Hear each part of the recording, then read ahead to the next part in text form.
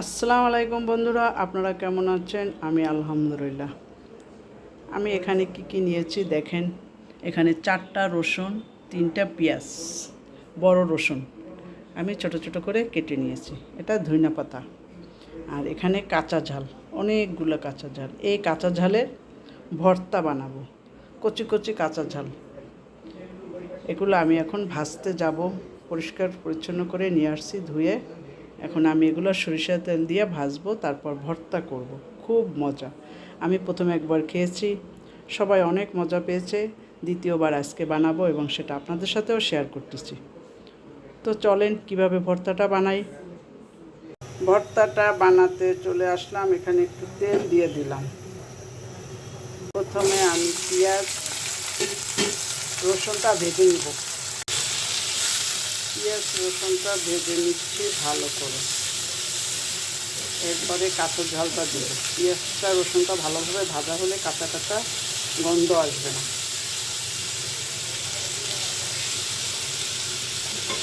Half চামচ লবণ দিয়ে দিচ্ছি। কাঁচা লবণ খাবো না, এই জন্য দিয়ে দিচ্ছি লবণ।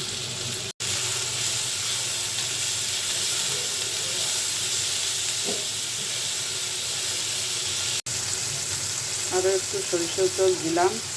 এখন আমি মরিচ দিয়ে দেবো। মরিচগুলো দিয়ে দিচ্ছি। রসুনটা আগে একটু ভেজে নিচ্ছি, এবার মরিচটা ভেজে নিচ্ছি। আবারও সরিষার তেল দিলাম। ভালোভাবে নাড়তে হবে, তা না হলে নিচে লেগে যাবে। অনেক অনেক মজা বন্ধুরা, যারা আপনারা খাননি এই ভর্তা খাবেন, খুব মজা।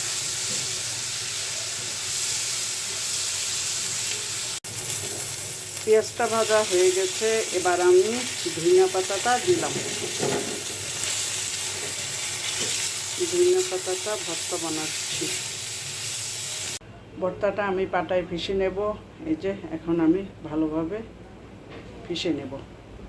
কতগুলো হয়েছে, বাটলে অল্প একটু হয়ে যাবে। ভর্তাটা আমার বানানো হয়ে গেছে, এখন আমি উঠিয়ে নিচ্ছি। অনেকগুলো ভর্তা হয়েছে, মাশাআল্লাহ। একদম প্লেটটা ভরে গেছে। পাটাটা একদম চেটে চেটে নিয়ে গেছি। বন্ধুরা, অবশেষে আমার ভর্তাটা বানানো হয়ে গেছে। মরিচ ভর্তা মাশাআল্লাহ, খুব সুন্দর হয়েছে। দেখুন, খেতে খুবই মজা। সবাই ভালো থাকেন বন্ধুরা, কথা হবে।